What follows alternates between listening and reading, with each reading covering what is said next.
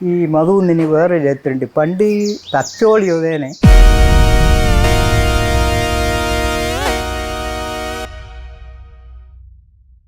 തച്ചോളിയല്ലോ മേന കുഞ്ഞോദേനെ, തച്ചോളിയല്ലോ മേന കുഞ്ഞോദേനെ, ആധാരത്തോടെ അടക്കത്തോടെ, ആധാരത്തോടെ അടക്കത്തോടെ.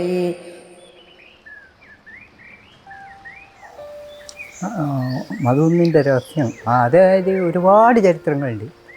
എൻ്റെ അനുഭവം എന്ന് പറഞ്ഞാൽ ഞാൻ ചെറുപ്പകാലത്തല്ലോ കുറേ ആൾക്കാരുണ്ടാവും. കുറേ ആൾക്കാർ എന്ന് പറഞ്ഞാൽ ഈ നാരായണേട്ടൻ, കുഞ്ഞിലബാല, ആലന്തോട്ടത്തിൽ നാരായണൻ, വലിയ ചാക്കടുത്ത് പോയിട്ട് നെല്ലിക്ക, വലിയ നെല്ലിക്ക, പല കളറുള്ള നെല്ലിക്ക ഉണ്ടാവും, നല്ല ചുവപ്പ് കളറിലെ. അപ്പോൾ ഇത് കാണുമല്ലോ, എല്ലാം കാട്ടിൻ്റെ ഉള്ളിൽ നിന്നെല്ലാം പറിച്ച് ഇങ്ങ് തലയിൽ വെക്കും. ഇങ്ങോട്ട് എടുത്തിയാൽ ഇങ്ങോട്ട് പോരുവാൻ പറ്റില്ല. അപ്പം പകുതി വേറൊരു ബൈക്ക് ഇറക്കി വെച്ച് ചെരിഞ്ഞിട്ട് ബാക്കി എടുത്തിട്ട് പോരുക. അങ്ങനത്തെ ഒരുപാട് അനുഭവങ്ങൾ.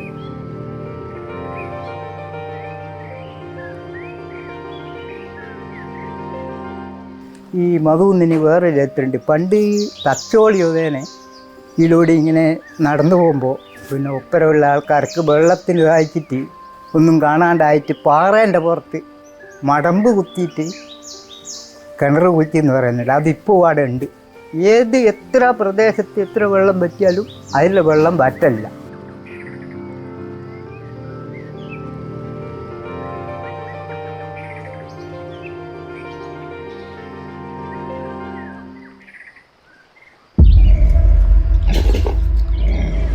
ഒരുപാട് മൃഗങ്ങളുണ്ടായിരുന്നു പണ്ട് കാലത്ത് ഇതിൻ്റെ മുകളിൽ, പലതും. ഒരിക്കലും എനിക്ക് ചെറിയൊരു ഓർമ്മയുണ്ട്. ഈ പറഞ്ഞ കണാർച്ച എന്ന് പറയുന്നത് ഈ നരീനെ വെടിവെച്ചിട്ട് കൊണ്ടുപോയിട്ട് അതുണ്ട് ഇതുണ്ട് എന്നെല്ലാം പറഞ്ഞു. പിന്നെ ഞങ്ങൾക്ക് പേടിയാണ്.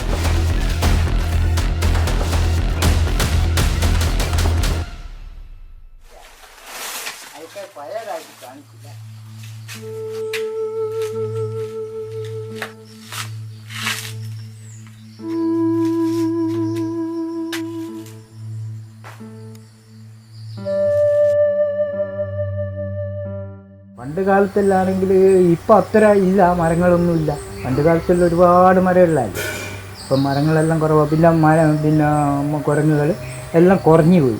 മറ്റുള്ള മൃഗങ്ങൾ, ഒരുപാട് പക്ഷികൾ, ഇവിടെ ഒന്നും ഇല്ലാത്ത പലതരം പക്ഷികളും അതിൽ കൂറ്റുണ്ടാവും, എന്തൊരു കൂറ്റുണ്ടാവും. പിന്നെ കുറച്ച് അപ്പുറം പോയാൽ ഒരു ഭയങ്കര ഒഴുന്ന തോടുണ്ട്.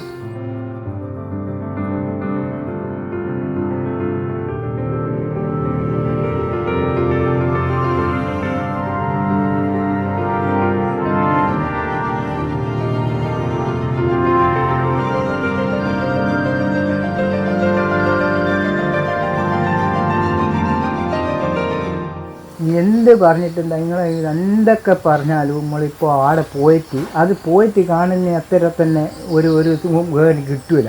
അത്രയും ഒരു അനുഭവമുള്ളൊരു സ്ഥലമാണ്.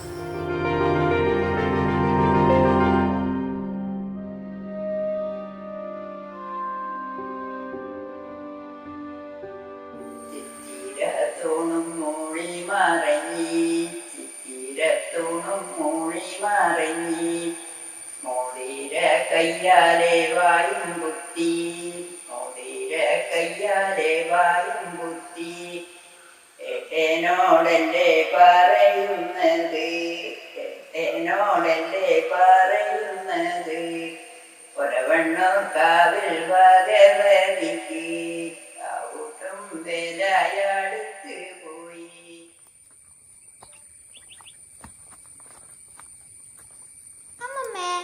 നാട്ടിലേടി ആദ്യം മഴ പെയ്യുന്നേ?